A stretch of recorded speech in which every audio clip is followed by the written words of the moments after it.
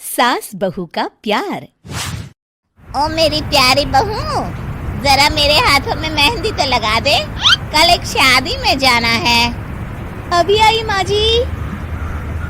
माया गिरजा के हाथों में बहुत सुंदर मेहंदी लगा देती है।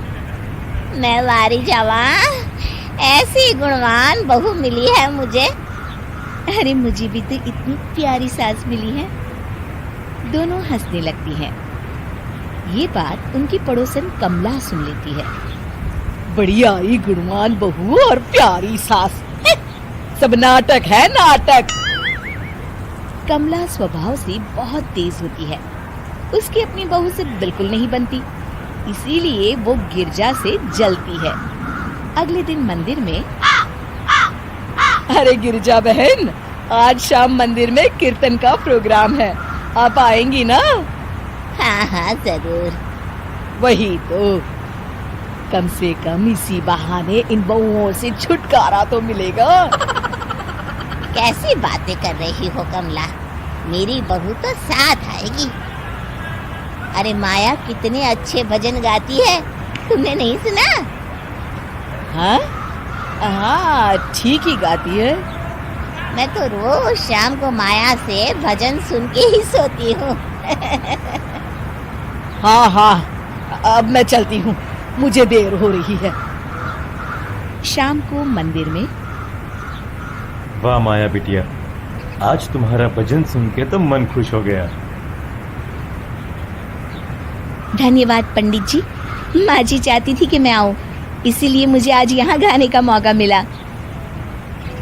भाई धन्य हो गिरजा, इतनी प्यारी बहू मिली है तुम्हें। सो तो है पंडित जी। कमला दूर खड़ी सब सुन रही होती है। इनका प्यार तो अब मैं निकालती हूँ। अगले दिन कमला छत से माया को आवाज लगाती है। अरे माया, जी बुआ जी। जरा इधर तो आना, कुछ बताना है। अभी आई बुआ जी। क्या हुआ? माया कमला के पास जाती है। पता है, कल सुबह गिरजा मंदिर में कह रही थी कि उसकी किस्मत फूट गई जो उसे तेरे जैसी बहू मिली। अच्छा बुआ जी, किसी बात पर गुस्से में कह दिया होगा। आप तो जानती हैं माँ जी मुझे कितना प्यार करती हैं। अरे वो चाहती ही नहीं थी कि तू मंदिर में आए, वो तो मेरे बहुत कहने पर तुझे लेकर आई। दरअसल बुआ जी, घर पर बहुत काम रहता है ना, इसलिए माँ जी ने सोचा होगा मैं थक जाऊंगी। देखिए ना, कल हम मंदिर से देर रात घर आए तो उन्होंने कोई काम मुझे अकेले नहीं करने दिया। खाना उन्होंने खुद बनाया। अरे ये कलमुही तो अपनी सास की बुराई करने को तैयार ही नहीं। और कुछ बुआ जी? हैं? नहीं नहीं, और कुछ नहीं, अब तो जा यहाँ से। अगले दिन मंदिर में, अरे ओ गिरजा, कल तेरी बहू आई थी मेरे पास। माया आई होगी, वो सबसे हंसती बोलती रहती जो है। अरे हंसना बोलना क्या, तुझे कोस रही थी। ऐसा हो ही नहीं सकता, तुझे सुनने में कोई गलती हुई होगी। कसम से गिरजा, वो कह रही थी मुझे तो मेरी सास ने नौकर समझ लिया है। दिन भर घर का काम करती रहती हूँ मैं, और मेरी सास आराम करती है। अरे ज्यादा काम से थक गई होगी तो गुस्से में कह दिया होगा। वैसे भी काम तो वो करती ही है। मुझे आराम की आदत उसी ने लगाई है। हाँ। जो भी हो, थोड़ी नकेल कस ले, बाद में ये बहुएं सास को घर से ही निकाल देती है। कैसी बातें करती हैं कमला, मैं तो कहूँगी तू अपनी बहू के साथ प्यार से रहा कर, इधर उधर की बातों में ज्यादा ध्यान मत दिया कर। बड़ी आई मुझे सिखाने, मैंने तो तेरी भलाई के लिए कहा था, नहीं सुनना तो जा यहाँ से। अगले दिन, क्या हुआ माँ जी? कमला बुआ जी क्या कह रही थी? तू तो जानती है कमला और उसकी बातें। हाँ हाँ, बड़ी परेशान है हमारा प्यार देखकर। अरे ना समझ है वो। दोनों खिलखिलाने लगती हैं। शाम को कमला मंदिर के कोने में अकेली बैठी होती है। क्या हुआ कमला बेटी? पंडित जी, मैं बहुत परेशान हूँ। मेरी बहू मुझे प्यार नहीं करती। वही गिरजा की बहू उस पर जान छिड़कती है। ये तो अपनी अपनी करनी है बेटा। गिरजा की बहू ही नहीं, गिरजा खुद भी तो अपनी बहू को जान से ज्यादा चाहती है ना। सो तो है। बस बिटिया, इसी में सारा भेद छुपा है। प्यार दो तो प्यार मिलेगा ही। और कभी आपस में मन मुटाव हो भी जाए तो उस बात को भुला दो। गलतियां तो हम सबसे होती हैं, आखिर हम सब इंसान ही है ना। ये तो आप सही कह रहे हैं पंडित जी। अब जाओ और दूसरों की बगिया में आग लगाने की जगह अपने बगीचे के पौधों को सींचो। जी पंडित जी। शिक्षा, दूसरों को अच्छा देख उनसे ईर्ष्या करने की जगह खुद को अच्छा बनाने का प्रयास करें। सास बहू का झगड़ा। अनामिका की सास पुष्पा अपनी बहू को कुछ खास पसंद नहीं करती थी और इसीलिए दोनों सास बहू में आए दिन झगड़ा होता रहता था। सास बहू के झगड़े के चक्कर में अनामिका के पति मोहित की जिंदगी मुश्किल में पड़ गई थी। बेचारा बार बार माँ और बीवी के झगड़े को सुलझाता ही रहता था, लेकिन दोनों समझने का नाम नहीं लेती थी। वैसे तो सब कुछ ठीक ठाक चल रहा था, लेकिन एक दिन अनामिका और पुष्पा के अंदर जोरदार झगड़ा हुआ और बात कुछ इस तरह थी। बहू, मैंने तुम्हें कल अपनी एक साड़ी धोने के लिए दी थी। हाँ मम्मी जी, वो साड़ी धोकर मैंने आपकी अलमारी में रख दी है। उसी की बात कर रही हूँ मैं। जरा देख तो, इस साड़ी को देखकर किसी भी तरह से लगता है ये धुली हुई है। अरे मम्मी जी, मैंने आपकी साड़ी वॉशिंग मशीन में अच्छे से धोकर सुखाकर आपकी अलमारी में तह बनाकर रखी थी। आपके तो नखरे खत्म ही नहीं होते। अरे कैसे बात कर रही है मुझसे? मेरे नखरे? अरे मोहित, जरा ये देख तो, ये साड़ी धुली हुई लग रही है क्या? अरे मम्मी, जब अनामिका कह रही है कि उसने साड़ी धोई थी तो मान लो ना। हर बात पर झगड़ा करना जरूरी है क्या? क्या है ना मोहित, तुम्हारी माँ को तो मेरे हर काम में नुस्ख निकालने की आदत पड़ गई है। जब तक दो चार खरी खोटी सुना नहीं लेती ना, इनका दिन नहीं निकलता। अरे चुप कर, बहू होकर मुझे जवाब देती हो। एक तो गंदे कपड़े उठाकर अलमारी में रख दिए, ऊपर से कैंची की तरह कचर कचर बोली जा रही हो। अरे मम्मी जी, आपको समझ में नहीं आता क्या? मैंने साड़ी धो कर रखी थी। तो फिर इतनी गंदी क्यों लग रही है? अब मुझे क्या पता मम्मी जी, आप इस पर इस तरह तेल और घी की चिकनाई के दाग लगाकर लाएंगी तो ये मेरी जिम्मेदारी थोड़ी ना है। अरे तो हाथ से धोना चाहिए था ना। मैं आपकी बहू हूँ, नौकरानी नहीं जो एक कपड़ा रगड़ रगड़ कर हाथ से धो दूंगी। आपको पहननी है तो पहनिए, नहीं तो रख दीजिए। तुझे तो मैं अच्छी तरह बताऊंगी, मुझे जवाब देती है। एक दिन सुबह के वक्त। अरे अनामिका, मेरी व्हाइट शर्ट कहाँ है? आज ऑफिस में बहुत बड़ा प्रेजेंटेशन है और मुझे वो व्हाइट शर्ट पहन कर जाना है। मुझे पता है, आपने मुझे 2 दिन पहले ही बता दिया था और आपकी शर्ट मैंने धोकर अच्छी तरह आयरन करके अलमारी में लगा दी है। जाइए वहां से ले लीजिए।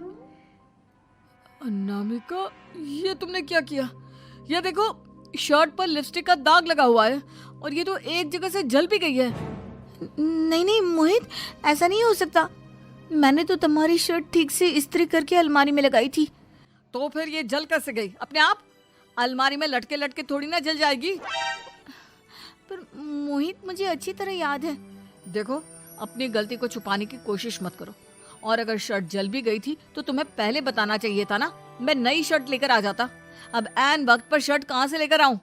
मेरा इतना इम्पोर्टेंट प्रेजेंटेशन था, सब खराब हो जाएगा। अरे बेटा, क्यों परेशान होता है? ये देख, मैंने तेरे लिए पहले से ही एक नई व्हाइट शर्ट ला कर रखी है। लेकिन मम्मी, आप मेरे लिए व्हाइट शर्ट क्यों लेकर आई? अरे मुझे पता था तेरा प्रेजेंटेशन होने वाला है और अपने इस बहू पर तो मुझे बिल्कुल भी भरोसा नहीं। क्या पता मेरी साड़ी की तरह तेरी शर्ट भी गंदी करके रख देती। और देख वही हुआ ना।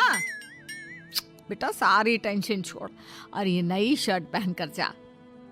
थैंक यू मम्मी, आज तो आपने बचा लिया मुझे। कुछ दिनों के बाद, अरे अनामिका जानती हो, ऑफिस में मेरा जो दोस्त है ना अमर, आज उसका बर्थडे है और उसे तुम्हारे हाथ का चॉकलेट केक बहुत पसंद है। थोड़ा सा बनाकर टिफिन में रख दो ना प्लीज। हाँ हाँ क्यों नहीं, मैं बहुत अच्छा केक बनाकर आपके दोस्त के लिए रख दूंगी। तुम्हारे हाथ का खाना खाकर तो वैसे ही मेरे ऑफिस के सारे लोग इतनी तारीफ करते हैं, क्या बताऊं। आप प्लीज एक अच्छा सा केक और बना दो, मेरी तो ऑफिस में शान बढ़ जाएगी। अनामिका केक बनाने के लिए रख देती है। पुष्पा चुपचाप जाकर उस पर ढेर सारा नमक डाल देती है। देख अमर, तेरी भाभी ने तेरे लिए चॉकलेट केक बनाकर भेजा है, तुझे बहुत पसंद है ना। यार तू बहुत किस्मत वाला है, भाभी इतना अच्छा खाना बनाती है और साथ में केक भी। वैसे भाभी को थैंक यू बोलना। थैंक यू बाद में, पहले तो ये केक खा कर देख, बहुत मेहनत से बनाया है अनामिका ने। अरे यार इस केक में तो बहुत सारा नमक है, लगता है भाभी ने शक्कर की जगह खूब सारा नमक डाल दिया है। अरे मोहित, तू तो अपनी बीवी की कुकिंग की बहुत तारीफ करता फिरता है, जरा पूछना अपनी बीवी से केक में नमक कब से डलने लग गया। क्या यार, तुझे भी मेरा ही जन्मदिन मिला था बिगाड़ने के लिए? केक नहीं लाना था तो मत लाता, कम से कम मुझे इस तरह नमक वाला केक तो नहीं खिलाता। अरे नहीं यार, अनामिका ऐसा नहीं कर सकती, जरूर कुछ गड़बड़ हुई होगी। घर जाने के बाद, अनामिका, अगर तुम्हारा केक बनाने का मन नहीं था तो ना बनाती, लेकिन मेरी बेइज्जती करवाने की क्या जरूरत थी। अरे आपकी बेइज्जती, ये अब क्या कह रहे हैं? मैंने तो सुबह आपको इतने अच्छे तरीके से केक बना कर दिया था। हाँ, लेकिन उसमें इतना सारा नमक डाल दिया था कि आज ऑफिस में मेरा अच्छा खासा मजाक बना है। मेरे सारे दोस्त हंस रहे थे मुझ पर। अरे बेटा, मैंने तो तुझे पहले ही समझाने की कोशिश की थी, एक नंबर की गैर जिम्मेदार है ये लड़की, कोई काम ठीक से नहीं करती। उस दिन भी गंदी साड़ी रख दी थी मेरी अलमारी में और झूठ बोल रही थी। कुछ दिनों के बाद, अनामिका देखो, मैंने अपना लैपटॉप चार्जिंग पर लगाया है, उसे अच्छी तरह चार्ज होने देना। मेरी एक अर्जेंट मीटिंग है, प्लीज बीच में से हटाना मत। हाँ हाँ ठीक है, मैं नहीं हटाऊंगी। पुष्पा चुपचाप से जाकर चार्जिंग का बटन बंद कर देती है। थोड़ी देर बाद, अरे ये लैपटॉप चार्ज क्यों नहीं हुआ और ये बटन किसने ऑफ कर दिया? अनामिका इधर आओ। क्या हुआ, क्यों चिल्ला रहे इतना? अनामिका, मैंने तुमसे कहा था ना, मेरा लैपटॉप चार्जिंग पर लगा हुआ है, मेरी अर्जेंट मीटिंग है, तुमने इसका स्विच ऑफ क्यों कर दिया? अरे मैंने ऐसा कुछ नहीं किया, मैं क्यों स्विच ऑफ करूंगी? कुछ दिनों से देख रहा हूँ अनामिका, तुम मेरा हर काम बिगाड़ देती हो। देखो ये अच्छी आदत नहीं, कम से कम तुम्हें इस बात का तो ध्यान रखना चाहिए था कि मेरी कितनी इंपॉर्टेंट मीटिंग थी। अब क्या करूंगा मैं? आई एम सॉरी मोहित, लेकिन सच में मैंने जानबूझकर कुछ नहीं किया। अगर जानबूझकर नहीं किया तो क्या सब कुछ अपने आप हो जाता है? कभी मेरी शर्ट जल जाती है, कभी केक में नमक डल जाता है।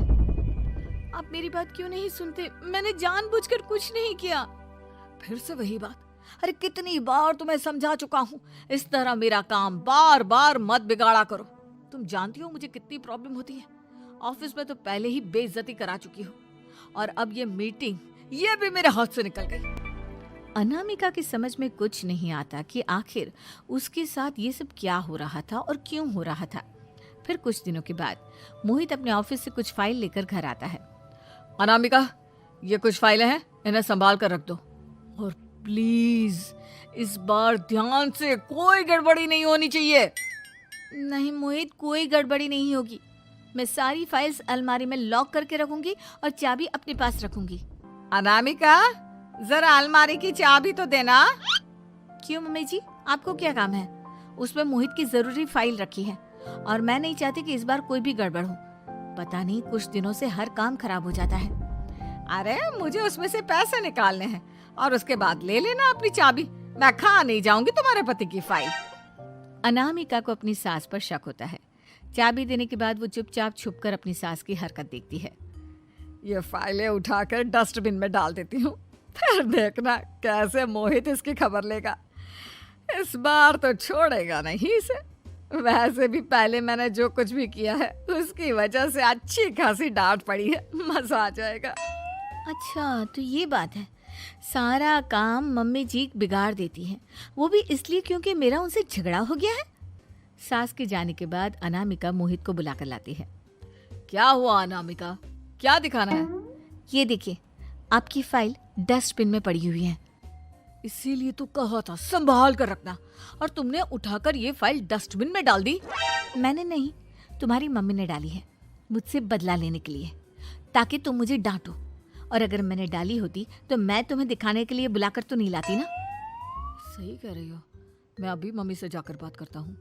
थोड़ी देर बाद। मम्मी सच सच बताइए, मेरी फाइल अलमारी में से निकालकर डस्टबिन में आपने डाली थी ना?